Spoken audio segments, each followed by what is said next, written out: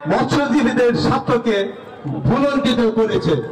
আমরা আপনাদেরকে এইটুকু বলতে চাই, এই বিলে যত সরকারি সম্পত্তি আছে ইনশাআল্লাহ আগামী দিনে যদি আপনারা আমাদের সহযোগিতা করেন, ধানের শীষে ভোট মার্কাকে যেন ভোট দিয়ে জয়যুক্ত করেন, বিএনপিকে রাষ্ট্র ক্ষমতায় যদি নিয়ে আসেন, তাহলে আমি কথা দিচ্ছি আপনাদেরকে, এই বিলে যারা যে যত বড়ই শক্তিশালী ব্যক্তি হোক না কেন, আমরা তার কাছ থেকে এই জায়গাগুলি নিয়ে আপনাদের জন্য আমরা করে দিব, আপনাদের জন্য বরাদ্দ করে দিব, অবমুক্ত করে দেব ইনশাল্লাহ।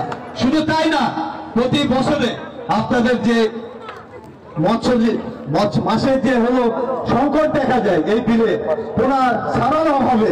আমি আপনাদেরকে একটু বলতে চাই, আজকে আমরা প্রায় 10 মণ পোনা অবমুক্ত করব। আমরা প্রতি বছরই আপনাদের জীবিকার জন্য আমরা প্রতি বছরই এই বিলে মাছের পোনা আমরা প্রতি বছর এই সময়ে আমরা মাছের পোনা অবমুক্ত করব আপনাদের জীবিকা অর্জনের জন্য।